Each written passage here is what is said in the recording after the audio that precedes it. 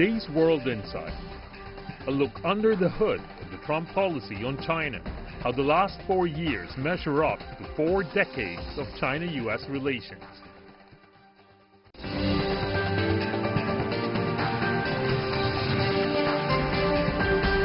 Here's our host, Tian Wei. Hello and welcome to World Insight. I'm Tian Wei in Beijing. Today we take a closer look at the complicated relations between China and the U.S. The ties painstakingly forged over 4 decades for the benefit and better understanding between the two crucial nations. There were ups and downs in history, of course, in that long relationship, but it seems there's no other time those ties are frayed and severely tested as the last of several years. How has Trump policies on China turned out? Are they really a radical departure from previous U.S. administrations? How have they shaped not only bilateral relations between the two countries, but even world diplomacy and trade? Let's take a look.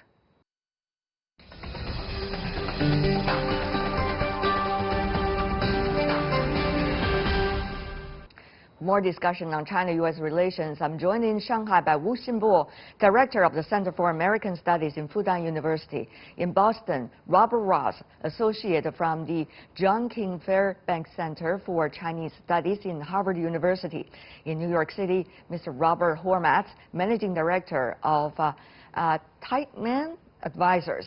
He's also the former Undersecretary of State for Economic Business and Agricultural Affairs. Gentlemen, welcome to the program.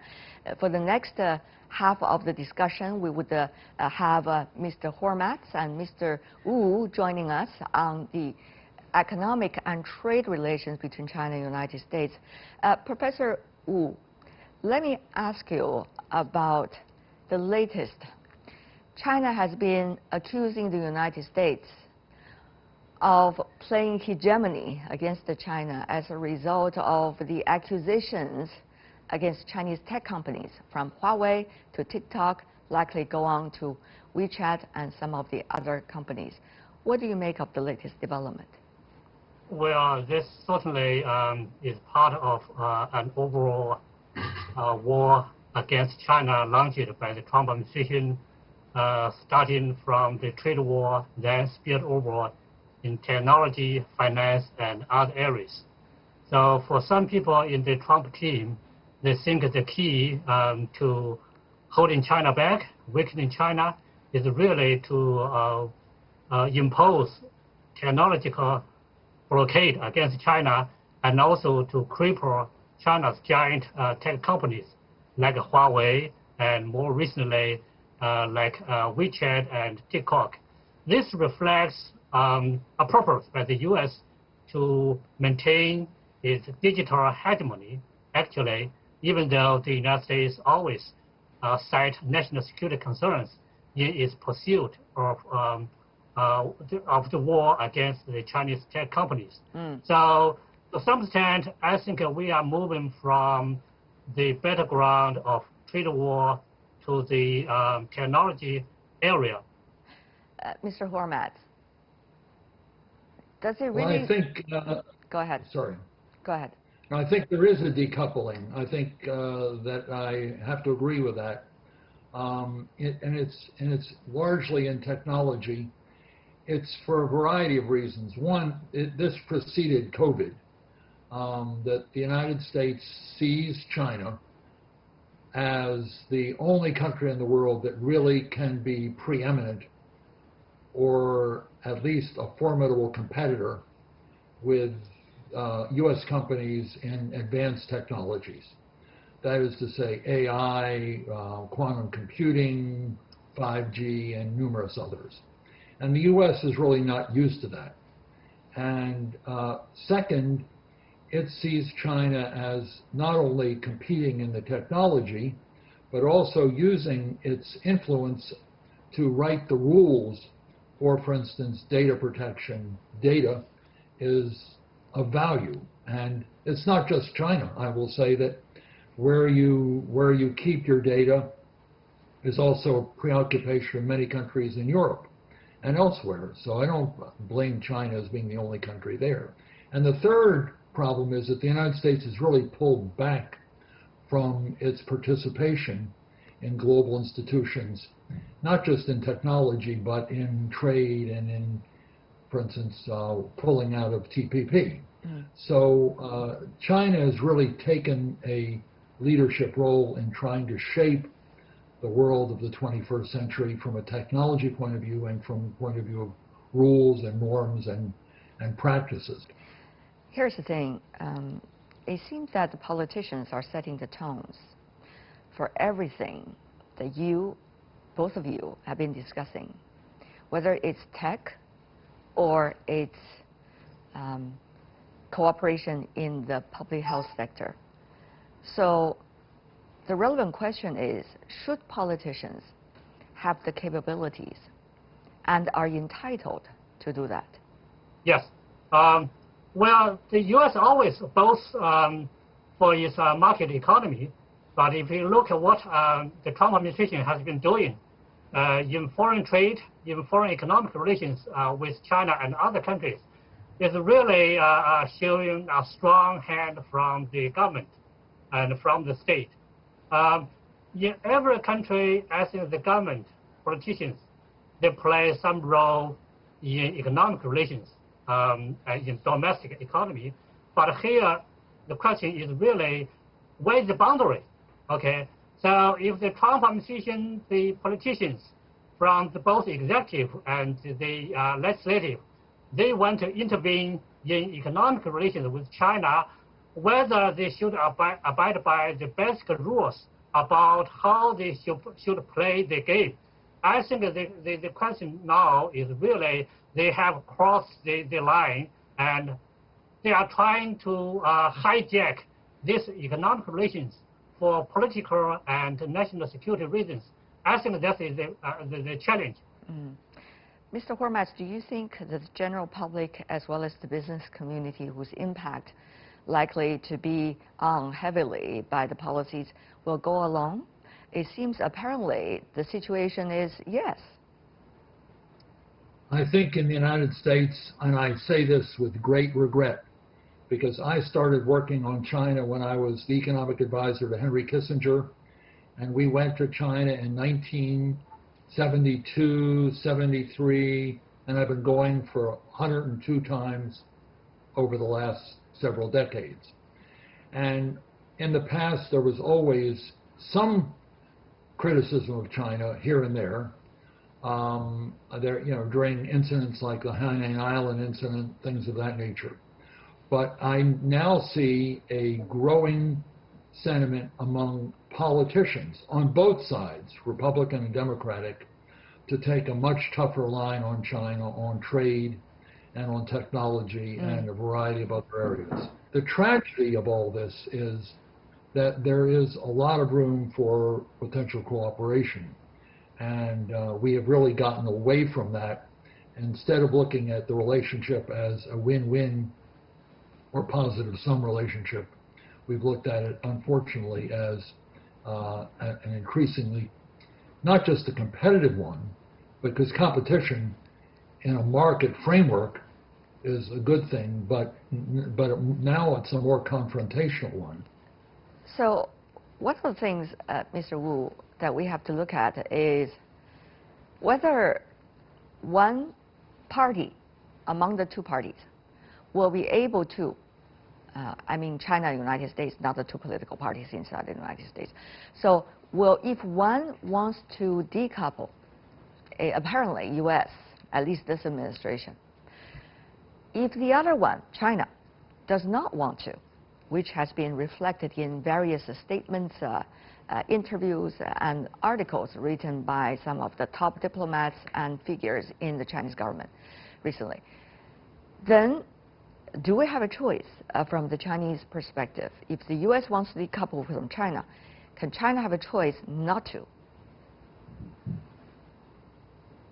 Well, that depends. For example, in trade area, I think what China has been doing now is to open wider our domestic market and facilitate the access for U.S. enterprises. So the result will be we are going to buy more products from the U.S. and the U.S. will become more dependent on Chinese market. for the export of its products, agricultural or manufacturing. So in terms of trade, China can make efforts to make decoupling less workable. But in areas of technology supply, if the U.S. is determined to curtail, reduce, and even blockade the technology transfer to China, then China does not have much choice but to rely more on indigenous innovation. And also in the area of finance, as Mr. Holmes already mentioned, when the U.S. began to take much stricter measures against Chinese investment in the United States, there has been a dramatic decline in FDI from China to the U.S. So that depends on areas. And also in the areas of social cultural exchanges, my hunch is that there will be less and less Chinese students willing to go to study in the United States because they are finding the environment in the U.S. less friendly and less encouraging. It really depends on how long a time frame are we talking about, isn't it, Mr. Hormat? If you think about how the message was being framed before the election last time, 2016, the Trump administration at that time, candidate Trump, was talking about mainly a trade deal with China. And now, recently, he's been talking about making the United States a manufacturing superpower. And also being accusing China on issues related to COVID-19, which of course should be decided by scientists rather than politicians. So my question really is whether candidates, when they were trying to campaign, what they said mattered or not, and then why Donald Trump has become such a political exception. And whatever he said, whether they're lies or not, the American society would accept. Can you help us to understand that? I wish I could help you because it's not entirely clear to me either. I think you've phrased it the right way, and that is Trump has taken a very tough view toward China, and now former Vice President Biden and President Trump are, as you correctly point out, competing with who can say the toughest things about China. And I think that there doesn't seem to be a plan for improving relations on either side. The difficulty with this, and Professor Wu has alluded to this a couple minutes ago, and that is that there are segments of the American economy that depend very heavily on China, either as a market or as a supplier. We shouldn't forget that supply chains are not light switch institutions. In other words, you can't just flick a light switch and switch your supply chain around. We depend very heavily on China for very important pharmaceutical products. A lot of our drugs come from China. Our farmers depend very heavily on China market. China is also a very big user of American semiconductors, for instance, among other things. China also needs energy. The U.S. is a big supplier of liquefied natural gas. So this notion of decoupling, it may sound like a good thing. It doesn't to me, but to some people it does. But when you look at it, there are some very important interdependencies that have been developed really since the period of Deng Xiaoping, and those have grown over a period of time. So we have to figure this out. But the problem is there's no institutional arrangement for doing it. That's right. And neither side has a plan at this point. There are two things I want to mention here. One point is,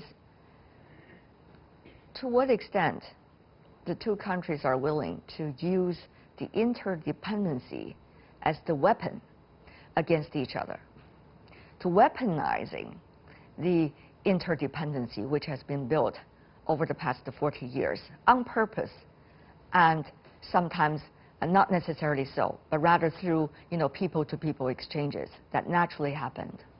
The other thing is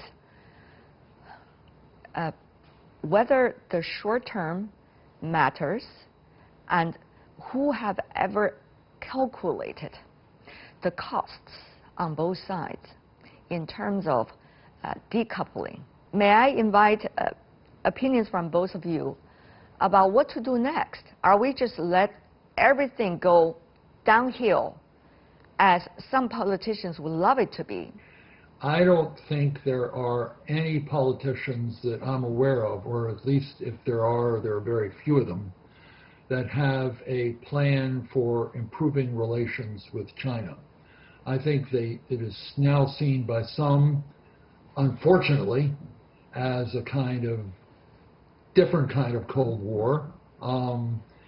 Those who don't see it in those terms see it as decoupling. And the point about utilizing interdependence as an act of leverage, militarizing it or utilizing it for leverage in a tough way, is what's being used now. You know, the restrictions on investment, for instance, or some financial restrictions, or threats of utilizing some kind of financial restriction. So if you ask me, over the next year, no matter who wins, do I see a dramatic improvement?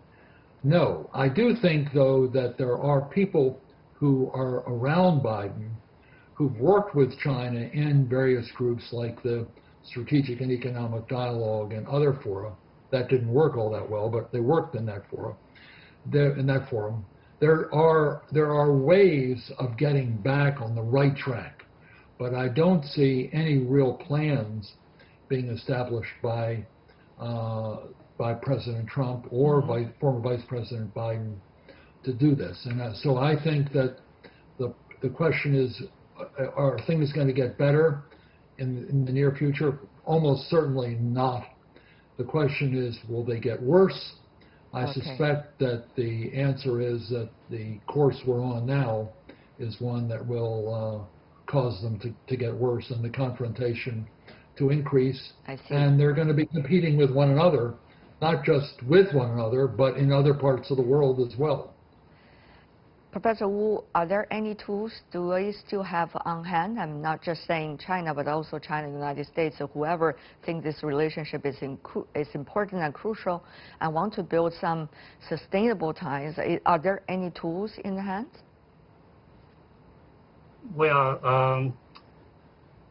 I think we still hope for some kind of a reset of this relationship after the U.S. presidential election, no matter who is going to be the next U.S. president. The first thing, I think China is willing, as it has been doing, to address some of the legitimate U.S. concerns. For example, China has been trying to widening the market access by the U.S. enterprises, either in terms of trade or finance and other areas.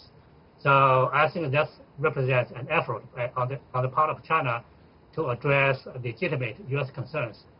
On the other hand, I think we are also becoming more realistic about this relationship, which is going to be more competitive and even more divergent in some areas.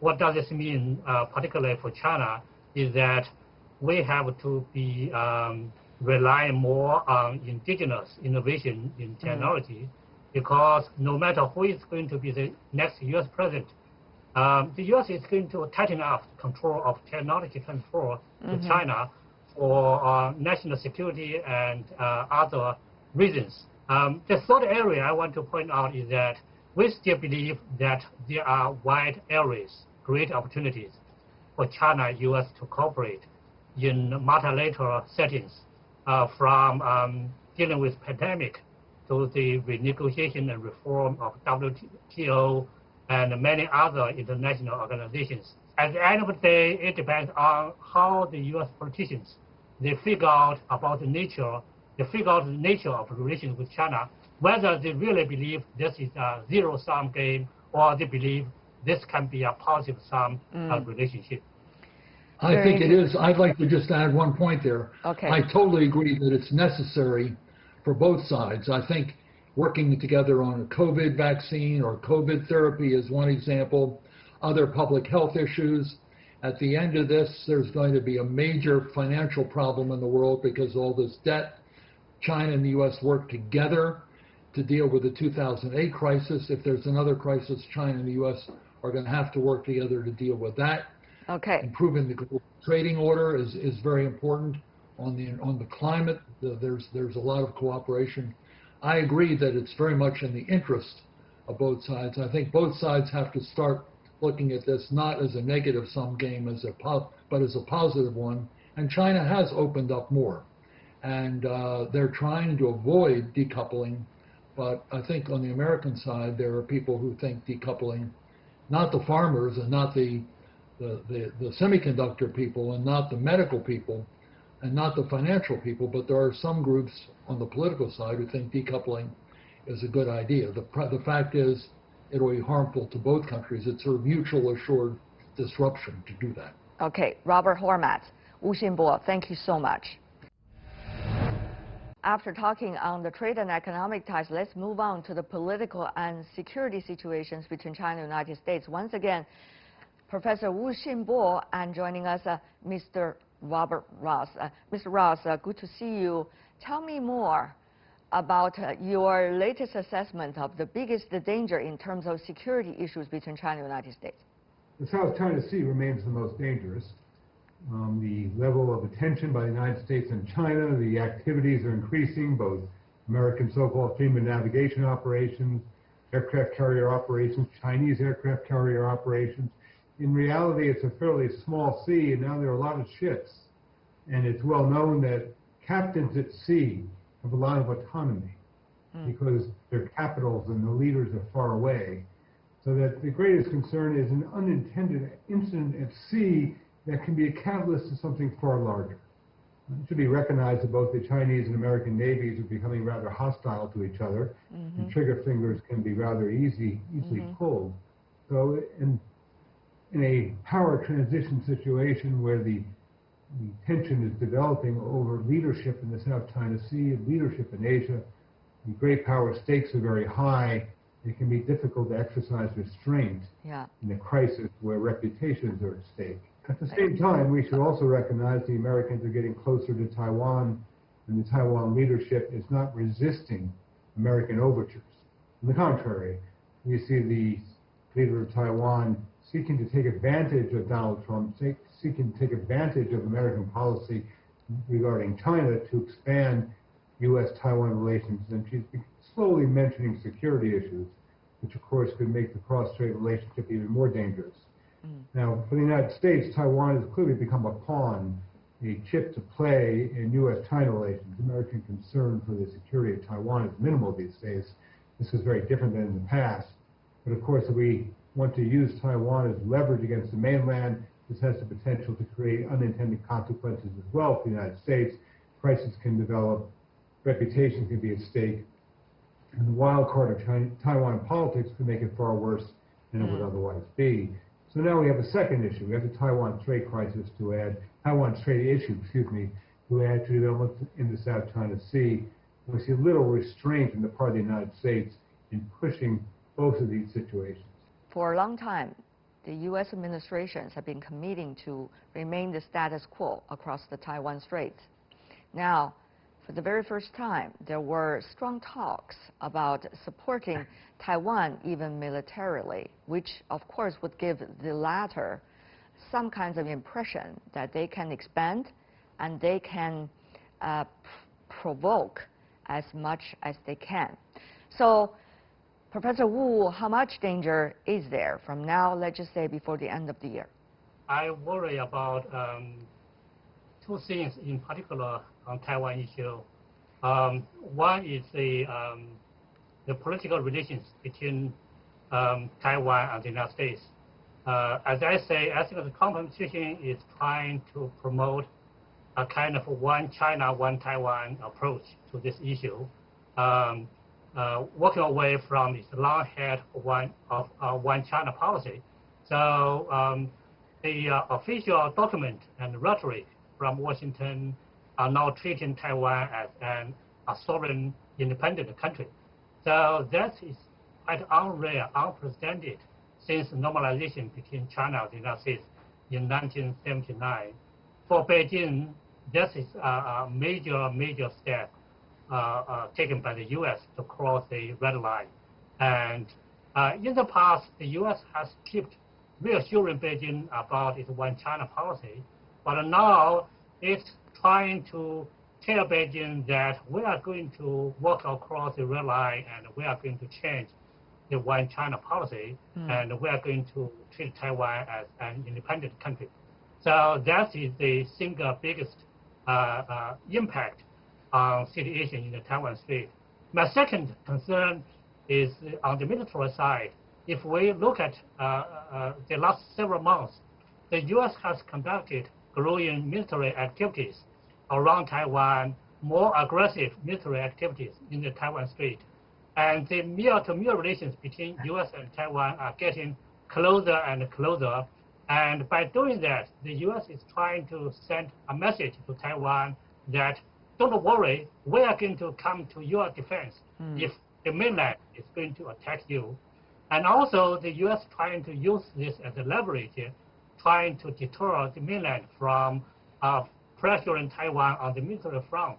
So I think the real risk is that Taiwan may misconduct the situation as a party devoted to Taiwan independence. If Taiwan takes the opportunity and further pushes the envelope, what I can expect from this is that the mainland will try to exert even greater pressure on Taiwan. So you will see this kind of burning fire in the Taiwan Strait that will involve all these three sides. Professor Wu, I'm sure after researching about China-U.S. relations for decades, you have noticed recently, over the past 2 years, the Trump administration has been picking up one after another issues related to China's internal affairs, whether it's the ethnic groups, Taiwan, Hong Kong, or China's opening up process, and many others, as a list of accusations against China. To many experts in the field, they say this is unprecedented scale and the pressure. Under the pressure, how do you think China has been doing so far? And to you, what might be the best advice for China's decision makers, particularly for the rest of the year? Well, I think China is adopting a kind of selective tit-for-tat approach to the U.S. pressure on China's domestic issues. For example, when the U.S. sanctioned Chinese officials, entities on Xinjiang and Hong Kong issue, China retaliated by putting some of the U.S. political figures on the list of sanctions. This has never happened before. So I think China finally learned something from the U.S. by applying the leverage of sanctions.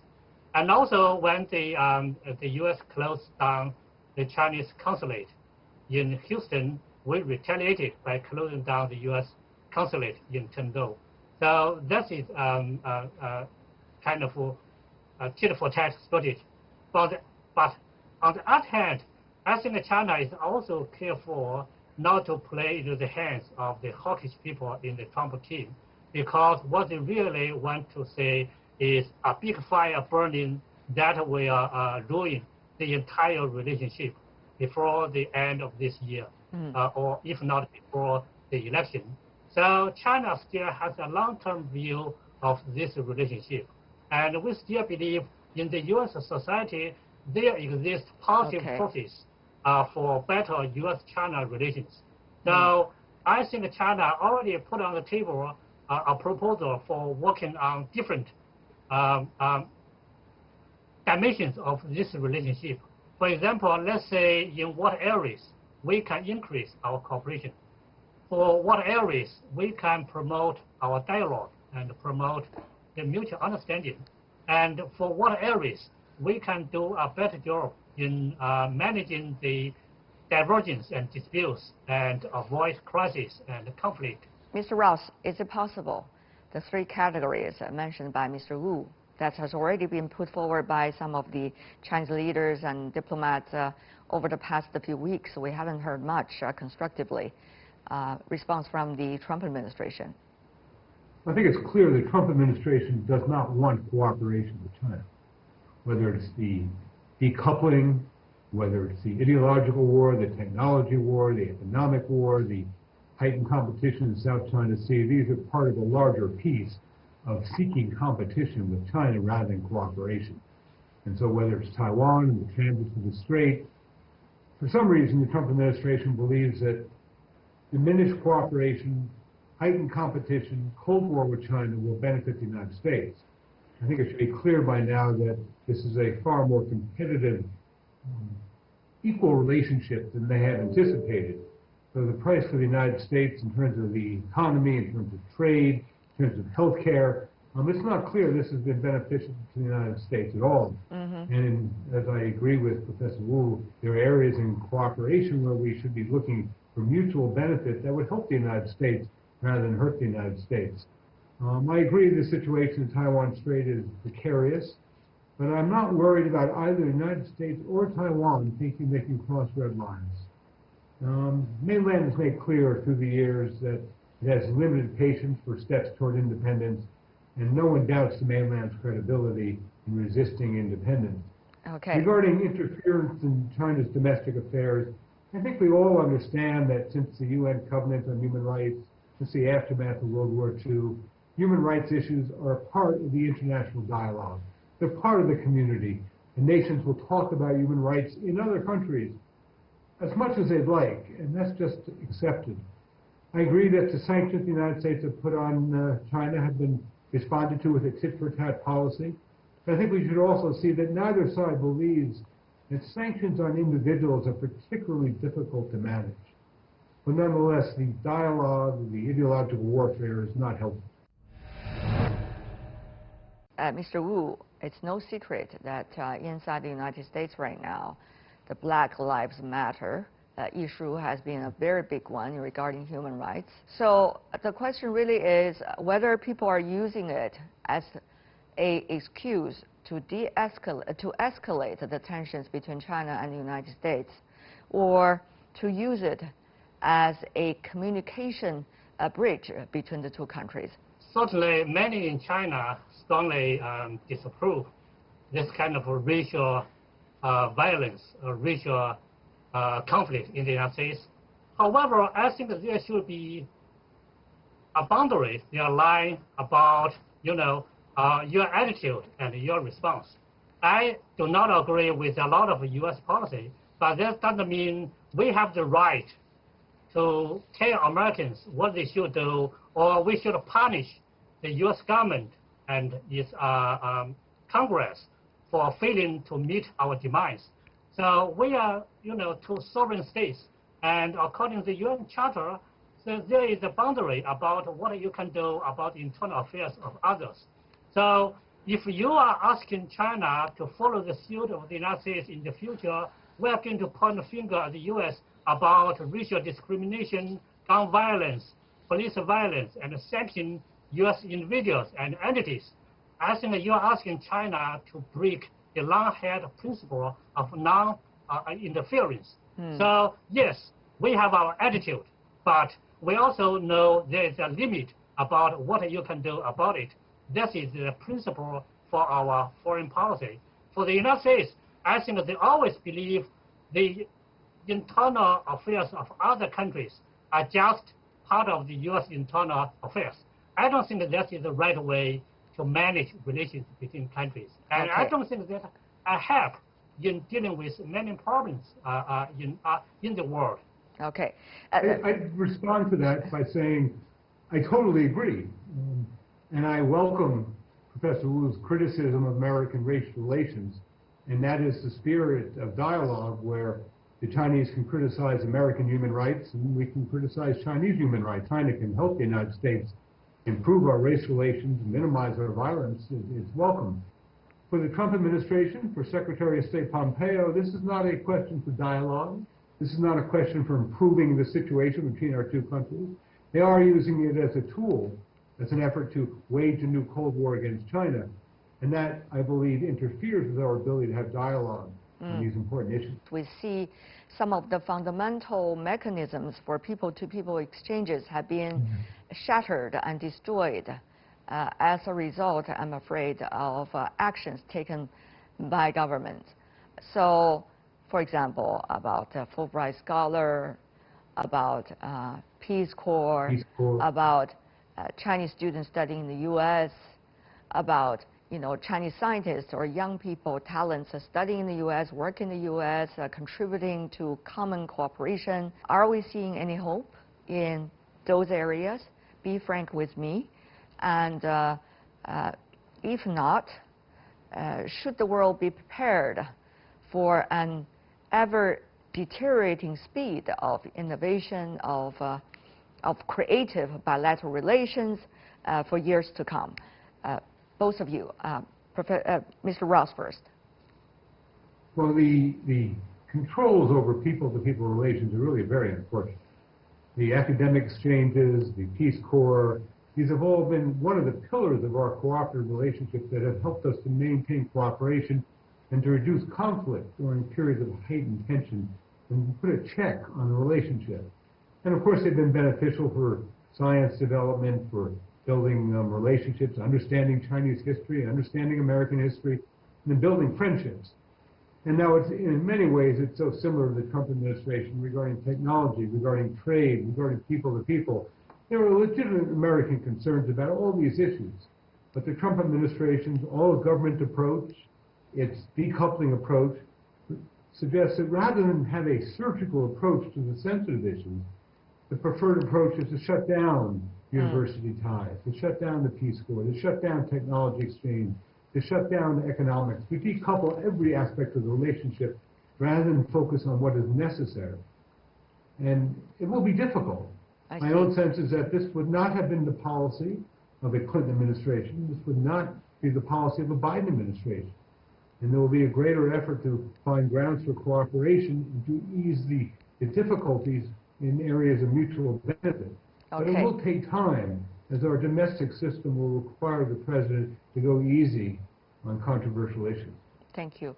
Professor Wu. Well, for me, this is a kind of very touching and personal topic. I worked and studied in the United States for several years, and that helped me better understand the United States, its people, its culture, its society, and I made friends with a lot of people, including Bob, and friendship, which I appreciate for many years. And this also encouraged me to treat well the American students coming to study in China at Fudan. So this is really a kind of human issue. So I think the efforts by the Trump administration to curtail and even to suppress cultural and social exchanges between our two countries are really against human. So I hope in the future, as I said, when the U.S. political cycles change, there may be some adjustments in U.S. Official policy on this issue. Okay. I think still a lot of Chinese young students, they appreciate the quality of U.S. higher education and the openness of the U.S. society, but they are finding the U.S. political environment increasingly unfriendly and suppressing. So even if in the future U.S. administration changes its policy and welcome Chinese students to study in the United States, I still feel that there is a kind of shadow, long shadow over the mind of many young students and their parents. And this have to think about the potential risk of studying in the United States. That's something we have to deal with for a long time to come. That is very, very unfortunate. Okay. Thank you so much, Professor Wu Xinbo and Mr. Robert Ross. I learned a lot. I know that all of you, your hearts are with this relationship. It's a difficult time. Really appreciate it always for your efforts. Thank you. A great appreciation to the three panelists coming from China and the U.S. That's all the time we have for today. If you'd like to see more, you can search World Insight or check out our YouTube channel. Follow us on Twitter and Facebook. I'm Tian Wei on behalf of the team. Thanks for watching. Bye.